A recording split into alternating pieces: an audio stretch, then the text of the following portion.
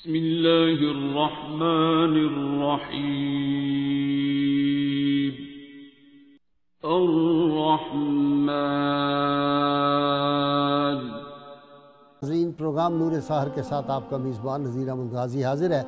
नाज़रीन किराम, हज़रत सूफ़ी बरकत अली लुधियानी रहमहुल्लाह और हज़रत मखदूम हाशिम ठठवी रहमहुल्लाह की कुतब अस्माउन नबील करीम सल्लल्लाहु अलैहि वसल्लम में से एक इसमें मुबारक पढ़ने की सआदत हासिल कर रहा हूँ।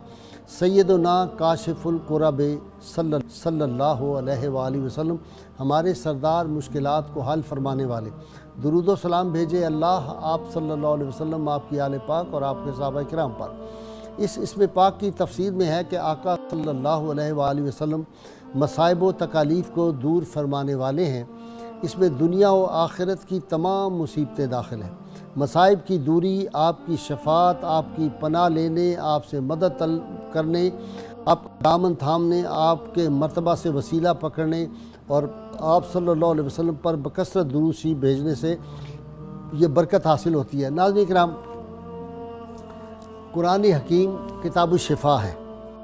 अल्लाह करीम ने कुरान हकीम के बारे में इरशाद फरमाया, या नासो का जातकुम मौइज़तुम मिर रब्बिकुम व शिफाउन लिमा फिस्सुदूर, ए लोगो जो ईमान लाए हो, तुम्हारे पास तुम्हारे रब की तरफ से नसीहत और दिलों की बीमारियों के लिए शफा आ गई है।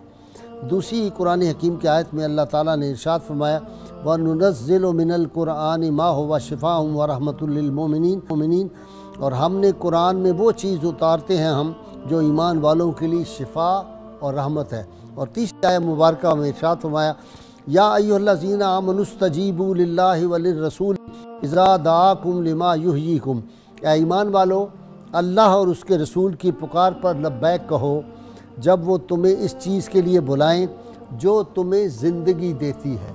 कुरान हकीम हयात बख्श किताब है। कुरान हकीम शिफा की किताब है। कुरान हकीम किताबु शिफा हकीकी है। तमाम कायनात की जितनी बीमारियां हैं उनके बारे में जो इस शोबे के लोग हैं वो कहते हैं कि बुनियादी तौर पर पहले इंसान रूहानी तौर पे बीमार होता है और फिर उसका जो इजहार है, उसका जो मैनिफेस्टेशन है, वो बीमारी की सूरत में, जो ज़ाहरी बीमारी होती है उसकी सूरत में होती है। लिहाजा बाज़ लोग जो हैं अहले मारिफत कहते हैं पहले रूहानी तौर पे उसका इलाज करो, जब वो रूहानी तौर पे ठीक हो जाएगा तो जिस्मानी बीमारी ऑटोमेटिकली ख़त्म हो जाएगी। रहमत कौनैन सल्लल्लाहु अलैहि वसल्लम तबीब रूहानी भी हैं, तबीब जिस्मानी भी आज सल्लल्लाहु अलैहि वसल्लम है। आपकी तालीमात में जहाँ हमें रूहानी तौर पे बीमारियों का इलाज मिलता है, वहाँ जिस्मानी बीमारियों का बेशुमार है। इस पर यह जो कलवंजी के बारे में आपने क्या फ़रमाया, शहद के बारे में आपने क्या फ़रमाया, आपने इंजीर के बारे में क्या फ़रमाया, जैतून के बारे में आपने क्या फ़रमाया, ये तमाम चीज़ें मौजूद हैं। बुखार जब हो जाए तो आप सल्लल्लाहु अलैहि वसल्लम ने क्या फ़रमाया। बल्कि इस पे जो लेटेस्ट एक किताब है, मैंने एक दोस्त से कहा है पाकिस्तान में मुझसे ले लो और इसको छाप दो। गैरी मिलर की किताब है दी अमेजिंग कुरान, जिसमें उसने लिखा है कि 14.5 सदियाँ पहले जो पैगम्बर इस्लाम सल्लल्लाहु अलैहि वसल्लम ने फरमा दिया था वो चीज़ें आज लेटेस्ट साइंस प्रूव कर रही है। उसने बड़े दर्द के साथ कहा था कि क्यों इतनी सदियां ज़ाया की हैं, मोहम्मद सल्लल्लाहु अलैहि वसल्लम की बातें मान लेते। उन्होंने कहा था जौ का इस्तेमाल करो तो कर लेते। उन्होंने मैदा खाने से मना फरमाया तो आज तुम मान रहे हो। उन्होंने फरमाया था कि ये जो सूप है, पतला शोरबा पियो, आज सारी दुनिया उस पर लगी हुई है। उन्होंने फरमाया था इंजीर में शिफा है, ये सब चीज़ें, शहद में शिफा है। वो कहता है कि उसी वक्त बात मान लेते तो कितना अच्छा होता। तो amazing Quran, Gary Miller American था, फिर बाद में फिर मुसलमान भी हो गया था। तो आज नाज़रीन किराम, मैं मेरा इंट्रो लंबा ना हो जाए, आज मैं चाह रहा हूँ मैक्सिमम आज मैंने जो है ख़ास तौर पे एक अपने मेहमान पहली दफ़ा बुलाए हैं जो इस शोबे में अल्लाह ताला ने उन पर ख़ास करम किया हुआ है। मेरी मुराद डॉक्टर मोहम्मद जावेद अहमद साहब हैं। आप असिस्टेंट प्रोफेसर हैं इनके सर्विस हॉस्पिटल लाहौर में, और आपने इनको सोशल मीडिया पे भी देखा होगा कि सूरह रहमान और कसीदा बुर्दा के ज़रिए बड़े बड़े जो अमराज हैं उनका ये इलाज करते हैं मरीज़ों का, और अल्लाह ताला ने बड़े लोगों को शिफा दी है। तो डॉक्टर साहब जो है बाबू आदमी हैं, अंदर के बड़े पक्के ठक्के सूफ़ी हैं ये। आज मैंने इन्हें पहली दफ़ा अपने पास बुलाया है, इनको हम सुनेंगे। और इनके साथ भी दूसरे भी सूफ़ी मास्टर हैं, प्रोफेसर डॉक्टर महमूद अली अंजुम, जिन्होंने कई किताबें लिखी। अल्लामा इकबाल पे इनकी मारकतुल आरा किताब है, तसव्वुफ़ पे डॉक्टर साहब को दर्जनों किताबों के मुसन्निफ़ हैं, पहले भी मेरे मेहमान बनते रहते हैं। और तीसरी डॉक्टर प्रोफेसर राफ़िया रफ़ीक साहबा हैं। आप सदर शोबा हैं जामे पंजाब के साइकोलॉजी डिपार्टमेंट की। डॉक्टर साहिबा भी अंदर की सूफ़ी और मेरी मेहमान बनती रहती हैं, आप जानते हैं। इनकी भी बड़ी रिसर्च है सूरह रहमान पे, कसीदा बुर्दा, दुरूद ताज शरीफ के हवाले से। तो आज हम इनसे गुफ्तगू करेंगे। मैं यहाँ इब्तदाई तौर पे अर्ज़ कर दूँ कि मेरे दोस्त डॉक्टर बख्शी जो इत्तफाक हॉस्पिटल के शोबा अमराज़ कल्ब के भी जो सरबराह हैं, वो भी इसी तरह इलाज करते हैं। मैं गया था एक दिन मिलने, तो डॉक्टर साहब वो दरवाज़ा जब भी खुले उस वार्ड का जिसमें जो IC यूनिट उनका जो भी होता है, तो दुरूद पाक की आवाज़ आती थी। मैंने कहा ये क्या? उन्होंने कहा हमने ऐसा सिस्टम रखा है, जब दरवाज़ा खुलता और बंद होता है तो दुरूद पाक जो है पढ़ा रहता है, और सारा दिन वो सूरह रहमान जो है वो आहिस्ता आहिस्ता पढ़ी जाती है, और मरीज़ जो हैं वो बहुत जल्दी ठीक हो जाते हैं। मुझे याद आ गया, हॉलैंड में एक तजर्बा हुआ था कि सूरह फातिहा जो थी इसको पढ़ा, 2 पानी की बोतलें रखी उन्होंने, एक पे सूरह फातिहा पढ़ के एक मुसलमान सूफी स्कॉलर था, उसने फूंक मारी। जब उन्होंने बाद में केमिकल तजिया किया तो पानी की बिल्कुल हैत बदल चुकी थी, जो आम सिंपल पानी था उसमें सूरह फातिहा में। तो ये सूरत शिफा है। आज इनसे बात करते हैं। मैं इब्तदा कर रहा हूँ जनाब डॉक्टर मोहम्मद जावेद साहब से। जी प्रोफेसर साहब, ये बताएं कि ये असरात कैसे मुरतब होते हैं? कलिमात हैं ज़ुबान से निकले और मरीज़ पे असर हो गया। अस्सलातु वस्सलामु अलैका या रसूलल्लाह वला आलिका वस्हाबिका या हबीबल्लाह। बहुत शुक्रिया आपका, आपने इस मौजू के लिए मुझे बुला लिया। मैं इलाज नहीं करता, अल्लाह ही शिफा देता है। मैं सिर्फ एक तरीका कार बताने वाला हूँ, क्योंकि मैं खुद कभी एक मरीज़ था। ये तन बीती है मेरी कि मुझे इसी इत्तफाक हॉस्पिटल में काम करते हुए मरीज़ को सेंट्रल लाइन डालते हुए उसी की नीडल मुझे प्रिक हो गई थी ब्लड की।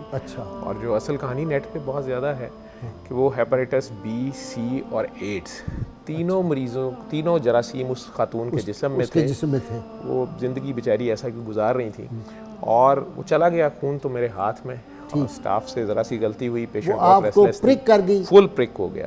तो नीडल उसकी फुल ऑफ ब्लड थी।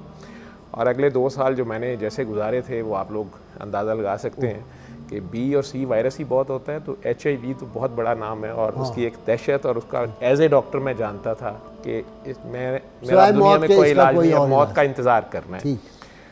और 2 सालों बाद, 1.5-2 साल बाद मैं बस इंतज़ार ही कर रहा था। मेरे टेस्ट पॉजिटिव थे, वेट लूज़ कर रहा था, घर में मैंने किसी को नहीं बताया हुआ था।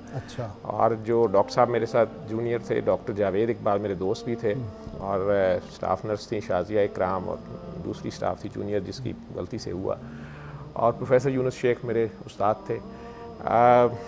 उन्होंने मुझे कहा कि खामोश रहो, अब तुम्हारा प्रोफेशन ही तुम्हें ना निकाल दिया जाए, जॉब से ना निकाल दिया जाए कि तुम इन्फेक्ट ना आगे कर दो, या बाहर तुमने जाना है। अगर कहीं टेस्ट होंगे उस वक्त पहले दिन जब प्रिक हुआ कि हो सकता है तुम्हारा पॉजिटिव ना हो, तो मैं छुप छुप के करवाता था टेस्ट 3-3 महीने 4-4 महीने बाद, मुख्तलिफ नामों से, मुख्तलिफ लेबॉर्ट्रीज से।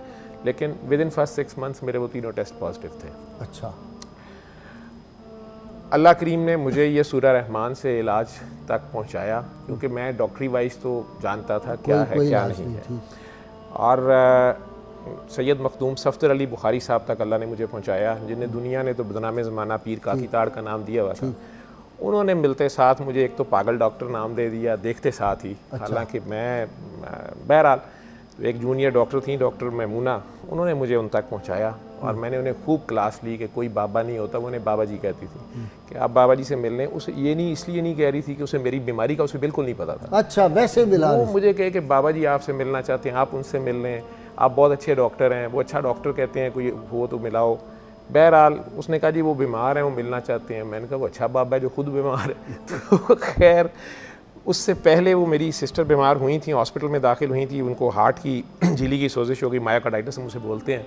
तो बड़ी डेंजरस सी सिचुएशन थी। तो उन्होंने उससे कोई 2 मिनट बात की, तो मेरी बहन में हैरान कुन चेंज आई। उन्होंने उससे कोई दुआ कराई, जो मैं कमरे में नहीं था।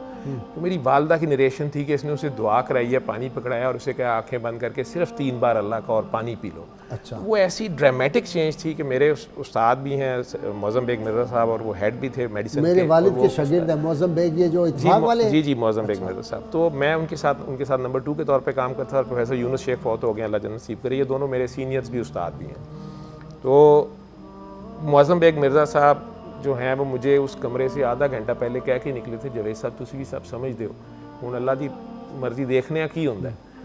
और जिस तरह मेरी वालदा ने पैनिक मुझे फ़ोन किया कि फ़ौरन आवर मैं पहुंचा, तो मेरी बहन घर जाने पे बज़िद थी कि मैं ठीक हूँ, मैंने जाना है। अच्छा, तो ये एक अजीबोगरीब, उन्होंने कहा जी वो लड़की आई है, उसने इसको कोई दुआ करी। मैंने कहा जी वो लड़की तो बिल्कुल मतलब जूनियर डॉक्टर है, उसने कौन सी दवाई दे दी है।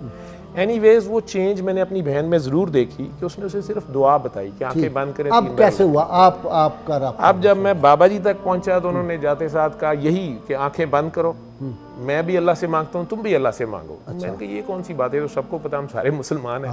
लेकिन बहरहाल मैंने आंखें बंद करके 3 बार अल्लाह कहा। फ्रैंकली स्पीकिंग मुझे महसूस तो कुछ नहीं हुआ। पानी भी पी लिया मैंने। भाई मेरा छोटा साथ था, वो लरजना शुरू हो गया, रोई जाए और वो कहे कि मुझे खाना काबा नज़र आ रहा था, रोशनी नज़र। मैंने कहा ये साइकोलॉजिकली बंदा इम्प्रेस हो जाता है, तो ये ऐसे हो गया, मुझे तो कुछ नहीं नज़र आया। तो उन्होंने हंस के कहा कि पागल तुझे भी कुछ नज़र आया है?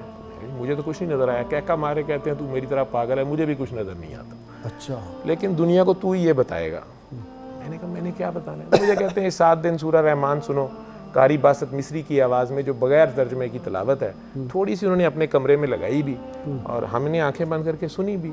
और फिर वो पानी वाला अमल दोबारा करवाया कि पानी पकड़ो, आंखें बंद करो, 3 बार अल्लाह करो, पानी पियो। बहरहाल वो मैंने 7 दिन सुन ली और फ्रैंकली स्पीकिंग मैंने उनके पास बैठे हुए अपने आप को फ्रेश जाते हुए महसूस किया कि वो जो एक डिप्रेशन सा था या मैंने कुछ नहीं बताया उन्हें कि मुझे कुछ है नहीं। ठीक। लेकिन मैंने उन्हें ये ज़रूर बात कही कि मैं कह जी ये बाकी मरीज़ों को मैं बता सकता हूँ, मतलब ये सब मरीज़ों पे इफेक्ट होगा इसका। तो वो हंस के कहते हैं, मैंने कहा जी इजाज़त है, क्योंकि मैंने सुना हुआ था कि इजाज़त लेनी चाहिए। तो वो हंस के कहते हैं इजाज़त नहीं, तरला है, कोई कर ले, हिंदू कर ले, मुसलमान कर ले सही, जो मान जाए उसको बता देना। अब मैं कहा अच्छा ठीक है, ये तो मुफ्त बताना ही है ना। एक मैं आईसीयू का डॉक्टर था, पैशन है मेरा आईसीयू। मैंने इत्तेफाक हॉस्पिटल में ही आईसीयू में शुरू कर दी। ये हार्ट का जो आईसीयू होता है ये सारा इकट्ठा था उस वक्त, सब इकट्ठा था। बख्शी साहब तो बहुत बाद में आए हैं, तो मैं बात कर रहा हूँ 2001-2002 की। ठीक। मैंने पेशेंट्स को कैसेट्स, मैंने टीडीके की कैसेट उस वक्त होती थी, तो आप हाई-फाई सिस्टम आ गए, वो वॉकमैन भी रखे, एक पेशेंट मेरा वॉकमैन भी ले गया। बहरहाल वो सुनवाते थे। पेशेंट्स में बड़े ज़बरदस्त रिजल्ट्स आना शुरू हो गए। लेकिन मैं अल्लाह को हाजिर नाज़िर जान के कहता हूँ कि मैंने अपने पैसे भी ज़ाया करने मुनासिब नहीं समझे कि मैं दोबारा टेस्ट ज़ाया करूँ कि मेरे टेस्ट ठीक हुए नहीं। मतलब मेरा इसमें था ही नहीं कि ये हो सकता है। मैं डॉक्टर था और स्पेशलाइज कर रहा था, तो मेरे नज़दीक अल्लाह माफ़ करे कि मतलब दिस इज़ ऑल साइको। लेकिन आज मैं वो आयत, आप कहते हैं कैसे पानी में, आपने 2 आयत कुरान की कोट की हैं। कुरान का हर्फ शिफा है, सूरह फातिहा से लेके वन नास तक। लेकिन इन्हीं 2 आयत के साथ ही तीसरी आयत है सूरह आराफ की, आई थिंक 202 आयत है, जब मेरा कलाम पढ़ा जाए उसे तवज्जो और यकसुई से सुनो ताकि तुम पे रहम किया जाए, और रहम तो रहमान ही करेगा। डॉक्टर आपको है आपके ज़हन में फस्तमिउ लहू? जी। वो जो आयत है कुरान हकीम की तवज्जो से सुनो जब ये पढ़ा जाए, वैज़ा कुरियल कुरान, इस तरह का बिल्कुल ऐसे, और ताकि तुम पे रहम किया जाए, और रहम रहमान ही करेगा। और वहाँ बैठे हुए पहली मुलाकात में इतना उन्होंने मेरे से कहा कि कुरान करीम का ये है, तुमने बताना है, ठीक है। तो मैंने उनका बैकग्राउंड भी मुझे नहीं पता था उस वक्त तक, तो मैंने कहा जी मैं बता दूंगा। तो मुझे कहते हैं कि मैंने ही कहा, मैंने कहा जी सूरह रहमान ही क्यों? तो हंस के कहते हैं कि जब फंसे हुए होगे उस वक्त अदल को पुकारोगे कि रहमान को पुकारोगे? वाह। वो एक आध लाइन में जवाब थे उनके। मुझे कहते हैं रहमान और रहीम में क्या फ़र्क है? तो मैंने कहा जी मेहरबान और रहम करने वाले। कहते नहीं ये तो तर्जमा है ना, फ़र्क क्या है? मैं अब चुप। वो कहते हैं मुसलमानों बताओ ना, चलो मैं तो गंदा मंदा हूँ, गुनाहगार हूँ, मुझे ये भी नहीं पता था ये सैयद हैं क्या है। मैंने कहा जी मेहरबान करने। कहते कोई तो बात होगी कि पूरी सूरत है, बल्कि एक आयत है, उसमें कोई इशारा है, और यार ये है ही गुनाहगारों के लिए। वो बहुत प्यार करता है, इनको बताओ कि वो इनसे बहुत प्यार करता है। 1,24,000 उसने गुनाहगारों के लिए भेजे हैं, नेकों से तो उसको कोई मसला नहीं है, वो गुनाहगारों के लिए तड़प रखता है। वो मूसा को कह रहा है कि मूसा फिरौन से प्यार से बात कर। तो ये रहमान है, तो गुनाहगारों को बताओ कि वो अभी भी माफ़ है। ज़ौकी शाह साहब थे ना, आपको एक तारीखी वाक़या सुनाना। ज़ौकी शाह साहब बहुत बड़े बुज़ुर्ग हुए हैं। वो उनके साथ ये वाक़या हुआ कि एक ये जो थे ना फुलवारी शरीफ के शाह सलमान फुलवारी रहमतुल्लाह अलैह, इनका एक ख़ानदान का कोई ख़ास दुरूद था जो पढ़े उसको रसूल अल्लाह की ज़ियारत होती थी। तो ये मौलाना फ़ज़ल रहमान गंज मुरादाबादी की खिदमत में गए इन्होंने जाकर हज़रत वो दुरूद में पढ़ता हूँ तो मुझे कोई ज़्यारत नहीं हो रही, अब आजकल पता नहीं क्या हुआ। कहने लगे दुरूद ही पढ़ा। तो जो दुरूद होता है कि या अल्लाह दुरूद भेज हज़ूर सल्लल्लाहु अलैहि वसल्लम आपकी आले पाक पर, आपके सहाबा पर।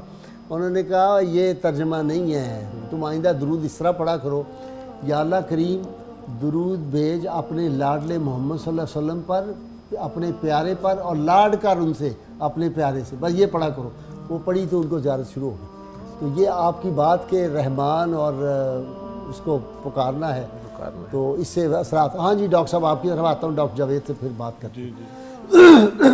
कुरान हकीम का डॉक्टर साहब ने फरमाया, जावेद साहब ने, हर लफ्ज़ में शिफा है, ढूंढी कैसे जाए? नबी करीम औज़ु बिल्लाहि मिनश शैतानिर रजीम बिस्मिल्लाहिर्रहमानिर्रहीम सल्लल्लाहु अलैहि वसल्लम। ये नबी करीम रऊफ़ुर रहीम सल्लल्लाहु अलैहि वसल्लम ने कुरान हकीम की जो मुख्तलिफ़ सूरह मुकद्दसा हैं, आयात मुकद्दसा हैं, उनके फ़ज़ाइल इरशाद फरमाए। अच्छा, ये सूरत रहमान की फजीलत यकीनन अल्लाह ताला के तमाम कलाम की फजीलत मुसल्लम है, और कलाम में कलीम का जो रूहानी क़ुव्वत और असर पाया जाता है। तो चूँकि अल्लाह का कलाम है तो अल्लाह ताला में जितनी भी क़ुव्वत इख्तियार है उसका कोई अंदाज़ा नहीं, तो अल्लाह के कलाम में भी वो क़ुव्वत पाई जाती है। नबी करीम सल्लल्लाहु अलैहि वसल्लम ने जो, अगर सूरत रहमान का हम देखें ना फ़ज़ाइल के लिहाज से, तो उसमें कोई रवायत नहीं मिलती, लेकिन यकीनन उसमें शफा है, वो कुरान हकीम का हिस्सा है।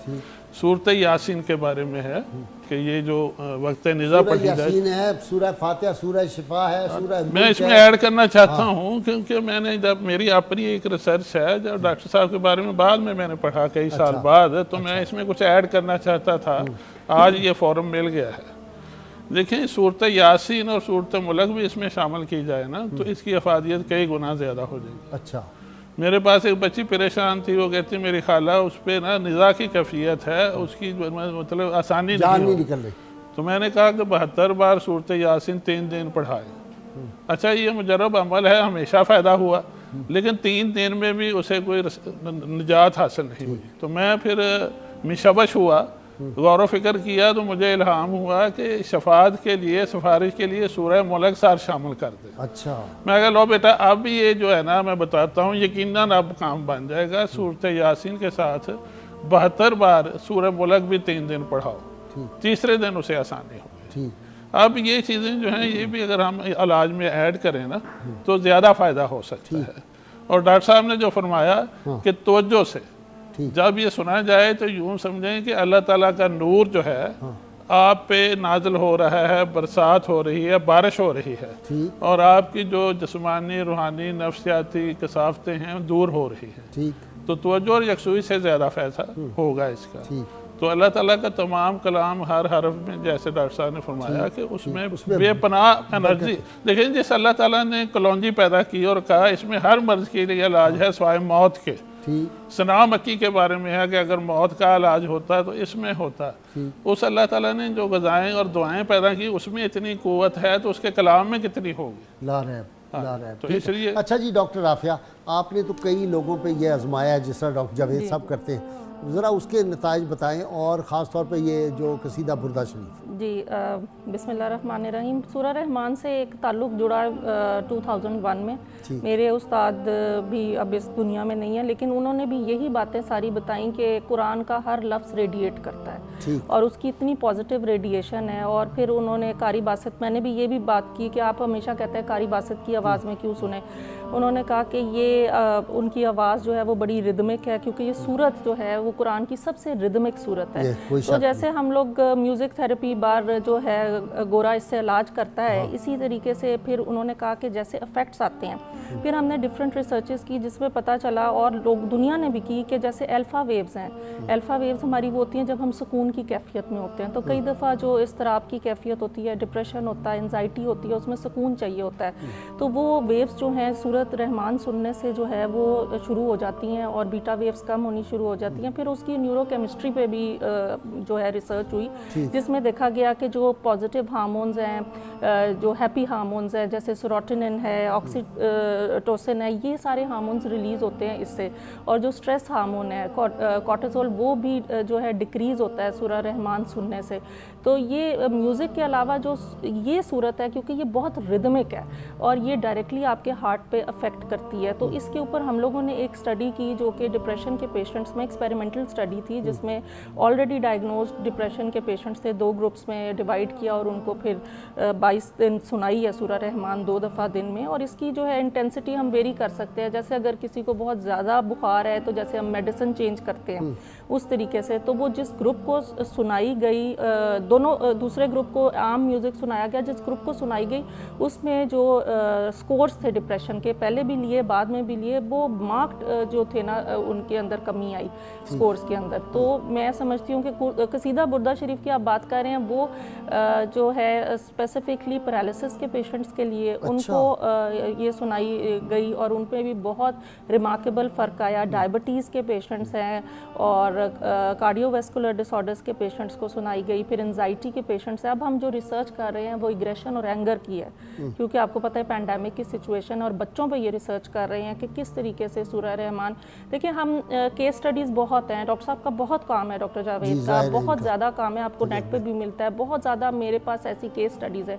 लेकिन मैं चाहती हूँ कि हम इन केस स्टडीज़ की जगह कोई प्रॉपर साइंटिफिक रिसर्च करें, जो कि हम कर भी रहे हैं, पब्लिश्ड आर्टिकल्स भी हैं। उससे फिर ये होता है कि पूरी दुनिया को पता चलता है कि किस तरीके से कुरान की कौन कौन सी आयात, कौन कौन सी सूरतों में वो अल्लाह ताला ने शफा रखी। हाँ, डॉक्टर काजी आए थे, मैंने अभी डॉक्टर जावेद साहब को बताया, अमेरिका से आपसे भी जिक्र कर रहा था, तो उन्होंने, मैं जिस जगह जुमा एक ज़माने में पढ़ाया करता था तो वहाँ वो आए जुमा पढ़ने, तो उन्होंने बताया कि मैंने एक अमेरिकन हॉस्पिटल में एक वार्ड उन्होंने मुझे दे दिया हुआ है और वहाँ मैं सिर्फ सूरह रहमान ही लोगों को सुनाता हूँ, वही पढ़ के पानी पे देता हूँ और वो पेशेंट दूसरों की निस्बत जो है वो बहुत जल्दी रिकवर करते हैं। मुझे लेनी है ब्रेक, नाज़रीन का बहुत मुख्तसर वक्फा होगा, आऊँगा तो डॉक्टर जावेद साहब आप कुछ अपने तजर्बे भी बताएँगे, प्रैक्टिकल एग्जाम्पल के किन किन लोगों पर क्या असरात मुरतब हुए। हमारे साथ रहिएगा।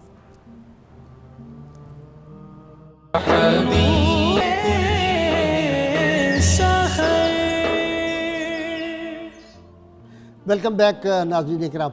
डॉक्टर साहब एक ज़ाती आपको तजर्बा बताना है। मेरे पास एक लकड़ी, मुझे पता चला कि एक दरख्त था जिसके नीचे रसूल सल्लल्लाहु अलैहि वसल्लम ने वज़ू फरमाया था और आपका लुआब दहन था और वज़ू का पानी। मैंने उस दरख्त की लकड़ी के कुछ टुकड़े हासिल किए पाकिस्तान, वो तो ऐसे ही ख्याल आया, एक दोस्त था उसकी बहन कैंसर की मरीज़ा थी, शौकत खानों में उन्होंने कहा जी उसके ऑपरेशन होंगे 3-4, बॉडी में काफ़ी जगह है, तो मैंने उसे वो लकड़ी दी।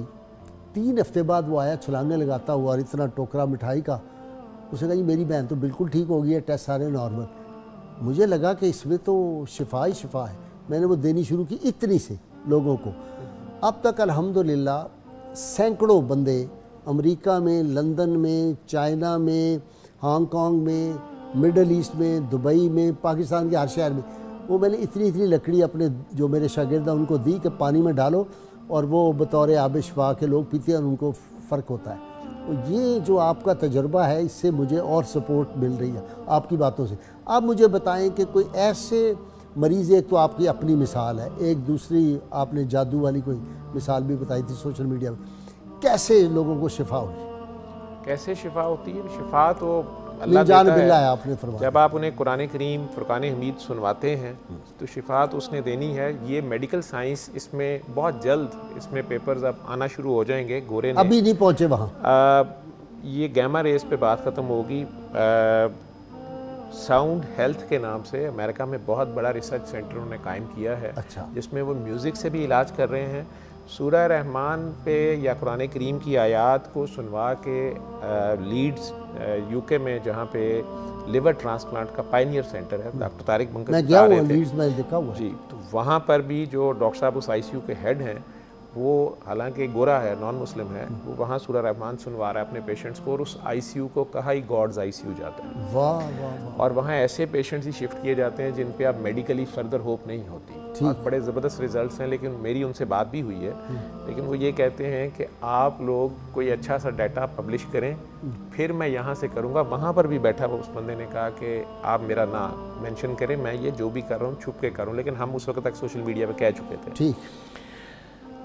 गोरा इस पर रिसर्च कर रहा है, अमेरिका में बहुत से हॉस्पिटल्स में हो रही है। अभी ये वबा के दौरान आपने देखा इवन नॉन मुस्लिम कंट्रीज़ में अजान देने शुरू हो गए सारे। हमने सूरह रहमान का कहा कि ऊंची आवाज़ में लगाएं अपने घरों में, छतों पे, और कसीदा बुर्दा शरीफ भी साथ बोला। वैसे कसीदा बुर्दा शरीफ हम फालिज के मरीज़ों और ज़हनी अमराज के मरीज़ों के लिए कहते हैं, जो कारी खुशी मोहम्मद की आवाज़ में है, और सूरह रहमान कारी बासत मिस्री की आवाज़ में बग़ैर तर्जमे वाली। और बच्चों के केस में जो 12 साल से छोटे या नाबालिग बच्चे हैं, उनके माँ बाप लाजमी सुने, उनके माँ बाप और पर्टिकुलरली माओं को सुनवाएं। ये ज़रा बात बताइए, ये क्या बात है? वो बात ऐसे है जी कि जो माँ और बाप है, ऐसे समझ लें कि इस फ़ोन में जिस कंपनी की भी सिम है, फॉर एग्जांपल यू फ़ोन की है, जिसके पास यू फ़ोन का सिम है, सारों पे यू फ़ोन के सिग्नल्स आ रहे हैं।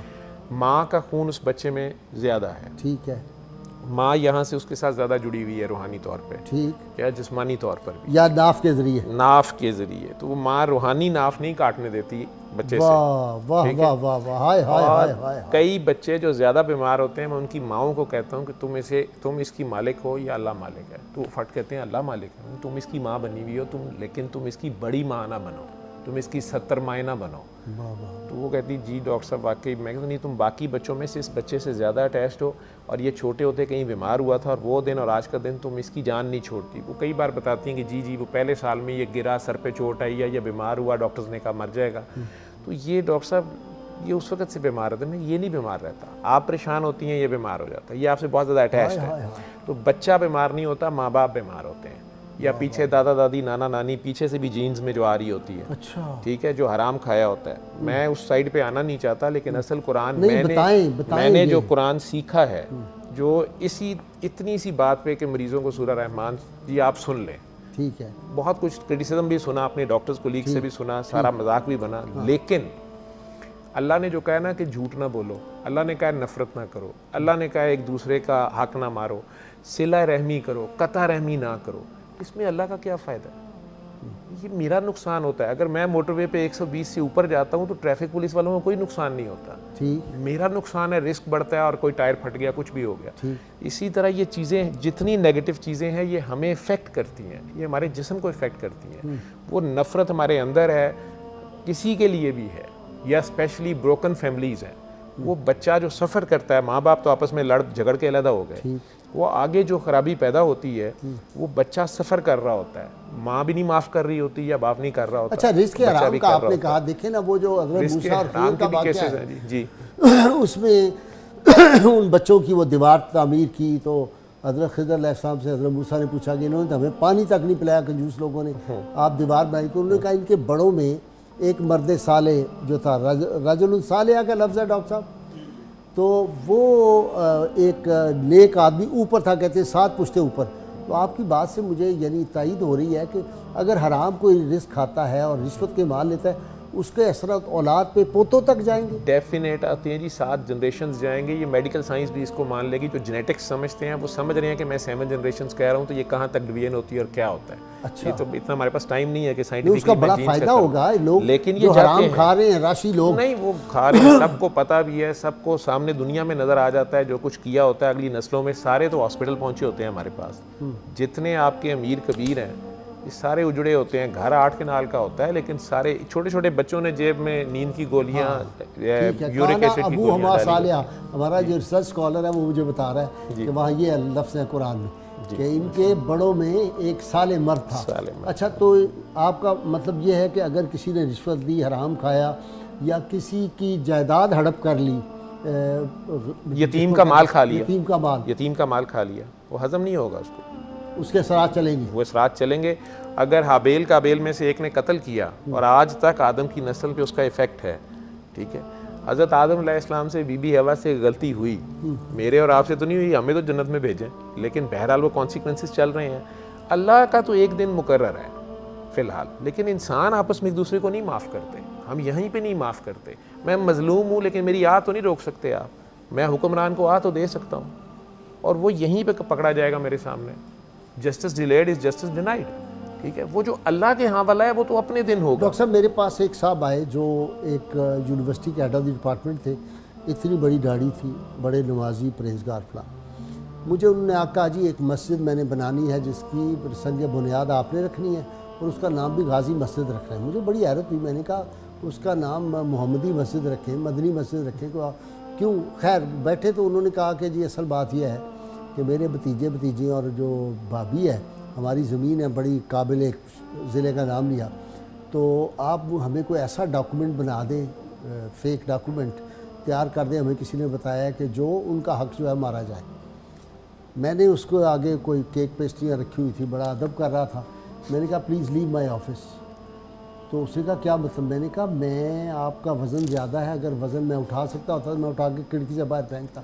यतीमों का माल खाने के लिए आप मुझे ये कह रहे हैं? Get out from here. और चाय भी उठा ली उसके लिए, नहीं दी। डॉक्टर साहब आप हैरान होंगे, उसने किसी और से जाके कोई डॉक्यूमेंट वगैरह बनवाए।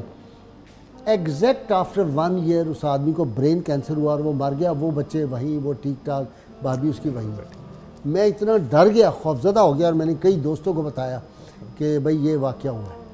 बिल्कुल ये होता है, और यहीं पे जिन लोगों का अल्लाह पे तवक्कल होता है, अल्लाह बहुत हया वाला है, अल्लाह उनको अकेला नहीं छोड़ता। मेरे बेटे के साथ एक बंदे ने फ्रॉड कर लिया। प्लॉट नहीं था, 2 नंबर था, प्लॉट बेच दिया और हमारा बहुत नुकसान उसने किया। वो मेरे पास आया तो बड़ा कहने लगे मैं 7 हज कीते। मैंने कहा उन हजों का क्या फ़ायदा? मैंने कहा तुम कुत्तों की मौत मरोगे, तुमने फ्रॉड किया है। ये नेक बच्चा है मेरा बेटा उसामा जो था। डॉक्टर साहब हैरान होंगे, आफ्टर 6 मंथ्स लैंड क्रूज़र थी उसके पास, वो लैंड क्रूज़र यूज़ नहीं की, क्या लगा करीबी जाने मोटरसाइकिल पे जा था, ट्रक के नीचे आगे फिसल के मर गया। लोग इसके बावजूद समझते नहीं हैं। जी आप अल्लाह माफ़ करे जी, वो असल में मैं कहता होता हूँ कि हम कहते हैं कि अल्लाह है लेकिन हम मानते नहीं हैं। और उसकी सादा सी मिसाल है कि कुरान करीम में अल्लाह ताला ने बार बार कहा है कि मैं समी व बसीर हूँ। ठीक है, जब तक लाहौर के इशारों के ऊपर कैमराज नहीं लगे हुए थे तो सारे गुजर जाते थे रात को तो रेड लाइट पे, दिन को भी घड़ले वाले गुजर जाते थे। अब जब से कैमरा लगा है वो समी व बसीर है। ठीक है, अब रात के 3 बजे भी सारे खड़े होते हैं। ये आपका तो ये वाला इशारा बड़ा लंबा है, मैं भी सुबह खड़ा रहा हूँ। ठीक है, और बंदा कहता है कि नहीं यार कैमरा देख रहा होगा। कैमरे का डर है, उसका डर नहीं है जो बाथरूम में भी साथ होता है। डॉक्टर साहब मैंने ब्रेक लेनी है, इसके बाद आप बात कंटिन्यू करेंगे। नाज़रीन किराम बहुत मुख्तसर वक्फा हमारे साथ रहिएगा।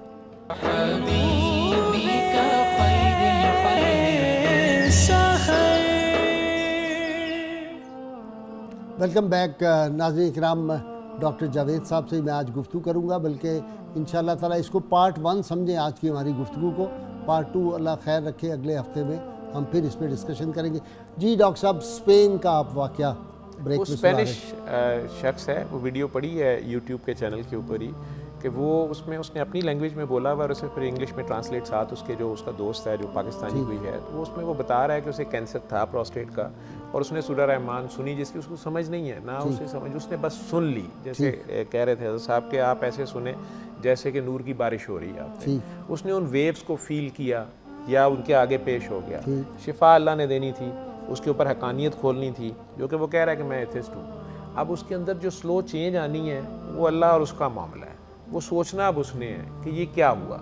अल्लाह जगह जगह अपनी निशानियाँ दिखाता है। ठीक है, मेरा तो मकसद उसे कोई तबलीग करना नहीं है। मैं तो एक डॉक्टर हूँ, मेरे पास तो पेशेंट आया है, अभी नंदन भी आएगा, नहीं जानते। हाँ, मैंने तो अभी नंदन को भी टांके लगाने हैं। बिल्कुल ठीक है ना, वो डॉक्टर ने तो करना है। मैंने उसको ये तो नहीं पूछना तुम दुश्मन थे हमारे पे बॉम्ब फेंकने आए थे या कौन है करे, मैंने तो उसका इलाज करना है। तो मैंने बाबा जी के हुक्म के मुताबिक मैंने फीस बिल्ला सबको बता दिया। वो भी कहते थे कि हमारे ख़ानदान में, बुखारी ख़ानदान में 1000 साल से बच्चा भी सूरह रहमान से दम करता था, मरीज़ ठीक हो जाता था, फ़ोन पे भी करता था तो हो जाता था। लेकिन मैंने इसे आम कर दिया, कोई कर ले, कोई कर ले, कोई बता दे। और इसमें यही है कि जो ठीक होता जाए वो आगे बताता जाए। जैसे मैं ठीक हुआ, मैंने आगे बताना शुरू कर दिया। हाजी मकसूद साहब ठीक हुए, टेस्ट करवाए आपने आज? मैं जब सऊदीया जाने लगा 2005 में, तो ये देखें कि मैं 2.5 साल उनके साथ रहा और ये बताता रहा मरीजों को, लेकिन मैंने गौर तक नहीं किया। ये फिक्र ही ख़त्म हो गई मेरे ज़हन से कि यार मुझे क्या था, मैं मरीज़ हूँ।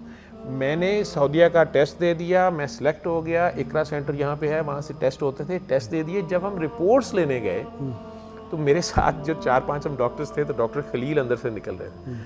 तो मुझे बड़ा परेशान होकर कहता है कि सर मेरा तो बी वायरस पॉजिटिव आ गया। अभी उसने ये कहा तो मैं तो एकदम आउट जान निकल गई। ओ मैं क्या यार ये मैंने क्या किया, ये तो रिकॉर्ड में आ गई हर चीज़, और मैं ये क्या कर गया हूँ।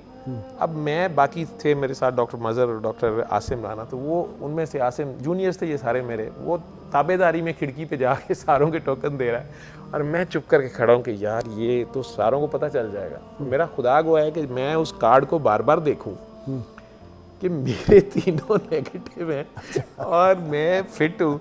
तो मैं अब डॉक्टर खलील को मैंने इतने यकीन से 2.5 साल हर मरीज को बताता था, लेकिन मैंने इतने यकीन से किसी को नहीं बताया जितने यकीन से मैं डॉक्टर खलील के उसको वहीं तरले करना शुरू हो गया। बताऊँ ना रीज़न क्या है। वो कहे कि मैं शेख अमीन साहब का मुरीद हूँ, वो हैं मुल्तान में होते हैं, मैं उनकी इजाज़त के बगैर नहीं। मैंने कहा आप उनसे इजाज़त ले लो, लेकिन तुम ये करो, मतलब एक तरले नहीं जिस तरह बंदा डालता। मैं उसे बताऊं ना कि रीज़न क्या है, लेकिन मैं उसे और मैंने फिर दोबारा वैसे अपने तौर पे दोबारा आगा खान से टेस्ट कराए, वो नेगेटिव थे। फिर सऊदीया गए, वहाँ दोबारा होते हैं, नेगेटिव हुए। वो दिन आज का दिन मैंने पीछे मुड़ के नहीं देखा। 20 साल हो गए इस बात को। और मेरा आप खुद कितनी दफ़ा सुनते हैं? अब मैं तो बताता ही हूँ आगे जी। अच्छा, मैं तो बताता हूँ आगे, और कभी कभार सुन ली, लेकिन मेरी तो सुनी गई। ठीक है तो मैंने सुनी, मैं सुनी तो मेरी सुनी गई। ठीक है ना जी। अच्छा। मेरी तो सुनी गई, और मैं तो उसका क्या, मैं क्या इसको दूंगा। लोग मुझे कई बार पूछते हैं डॉक्टर साहब आप अपना कैरियर ख़राब कर लिया। मेरे स्टूडेंट्स सब प्रोफेसर हैं, मेरे से आगे निकल गए, सारा कुछ हो गया।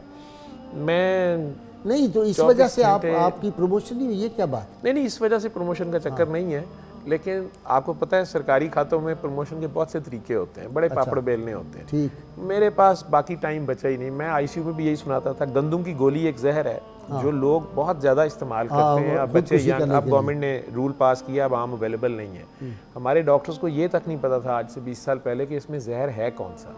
अच्छा। ना ही उसकी कोई लिटरेचर था, उसका एंटीडोट अवेलेबल नहीं है, यानी उसका त्रियाक है ही नहीं दुनिया में। वियतनाम वार में अमेरिका ने उसको वॉर गैस के तौर पे यूज़ किया था। ठीक। बाद में एंटी रोडेंट के तौर पे, पेस्टिसाइड के तौर पे यूज़ होना शुरू हो गई। वो एरोमेटिक है, पानी में डलते साथ उसकी गैस बनती है, और वो पूरे जिस्म की जो खून की नालियाँ उनकी सोजिश करके और हार्ट को हर चीज़ बंद कर देती है। विदिन 24 आवर्स डेथ हो जाती है। किताब लिखती है 100% मॉर्टेलिटी, 100 के 100 मर जाएंगे। लेकिन फिर इंडिया, पाकिस्तान और बांग्लादेश इधर ही ज़्यादा लोग यूज़ करते हैं, ईरान, इधर गंदम की गोली भी नाम है, राइस की गोली भी नाम है। तो किसी आईसीयू ने कहा नहीं 11% बच गए, किसी ने कहा नहीं 19% बचे, जिनमें थोड़ी खाई गई, लेकिन वो आईसीयू में पहुंचे हुए थे। हमारे पास सर्विसेज हॉस्पिटल के आईसीयू में 5 सालों में 81% बचे। अल्लाह। ठीक है। और सूरह रहमान ही सिर्फ सुनाई गई, बाकी जो सारा काम था वो बाकी दुनिया के आईसीयू से बेहतर तो नहीं हम कर रहे थे ना। ठीक है। लेकिन जब मैंने उसे छिपवाने की कोशिश की, या मेरी एक डॉक्टर साहिबा जूनियर थी, वो उन्होंने इसके ऊपर डेजिटेशन कॉलेज ऑफ फिजिशियन सर्जन के थ्रू लिखने की कोशिश की, आगे से वही मुसलमानों का जवाब आया कि नहीं ये आप बीच में से निकालें, आप वैसे लिखें गुड आईसीयू केयर से ठीक हुए हैं। उससे मुझे अंदाज़ा हो गया कि ये पेपर्स छापने जो हैं ये बहुत मुश्किल है। ठीक है। जो हमारे यहाँ जो गोरे बैठे हुए हैं ना, ये नहीं बात आगे जाने देंगे। तो मैं, बाबा जी ने मुझे कहा था चुप करके बस बताते जाओ। ठीक है। ये आने वाले 50 साल बाद में बताएंगे क्या, फिर ये सारे कहेंगे ये तो हम इसके ठेकेदार हैं, तो अभी चुप करके बताता जा। ठीक है। और अल्लाह का लाख लाख करम है, अब तो दुनिया के कोने कोने में ये बात पहुंच गई है।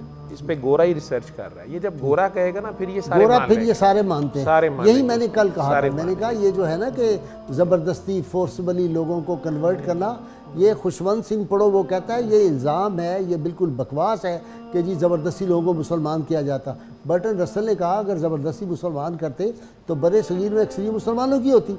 अगर ज़बरदस्ती मुसलमान कर दे, 400 साल स्पेन में हमने हुकूमत की तो स्पेन में सारे मुसलमान होते, लेकिन जब वहाँ पे मुसलमानों को शिकस्त हो गई तो उन्होंने एक मुसलमान भी नहीं छोड़ा। जब यहाँ से कोई 30 साल पहले ये तकी उस्मानी साहब और एक साहब और गए तो उन्होंने जाके कहा कि मुसलमानों का कब्रिस्तान, यहाँ बड़े बड़े बुजुर्ग आराम फरमाएं, तो उन्होंने कहा हमने ज़िंदा कोई नहीं छोड़ा, तो आपके मुर्दे यहाँ रखते हम। उनको भी उठा के हमने समुद्र में फेंक दिया था। तो मुसलमान जहाँ गए उन्होंने तो कभी ज़बरदस्ती मुसलमान किया ही नहीं लोगों को, हो ही नहीं सकता कोई। इकरार बिल्लिसान व तस्दीक बिलक़ल्ब। जी डॉक्टर साहब आपकी तरफ आता हूँ, ये बताएं अच्छा लास्ट मिनट हो गया जी। नाज़रीन किराम, बुक ऑफ द डे जी, हज़रत मियाँ मोहम्मद बख्श रहमतुल्लाह अलैह आरफ खड़ी की सवाने उमरी, ये सबसे अथेंटिक है और ये लिखी है हज़रत मलिक मोहम्मद कादरी कलंदरी जेलवी रहमतुल्लाह अलैह। ये उनके साथ साल हा साल रहे सुबह शाम, और बड़ा इनको फैज़ था मियाँ साहब से। मियाँ साहब के कलाम का तर्जुमा तशरीह अशार की लोग मुझे बहुत पूछते हैं कि कोई अथेंटिक किताब बताएं, तो ये सबसे अथेंटिक किताब है। और इसका जो एड्रेस उन्होंने दिया हुआ है ये है जेहलम का है जी, ये एड्रेस लिखा हुआ उन्होंने, तो वहाँ से आप ले सकते हैं। ब्रिगेडियर रिटायर्ड सैयद दिलबर हसनैन नकवी हैं जिनसे ये मिल सकती है जेहलम के। तो ये किताब बहुत ज़बरदस्त है।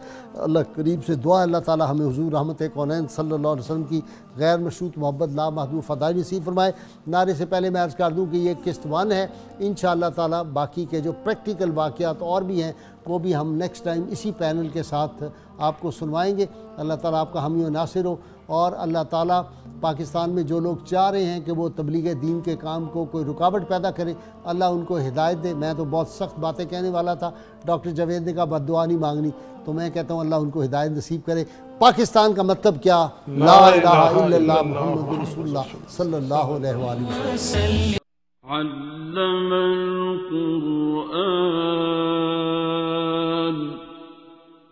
खलक़ल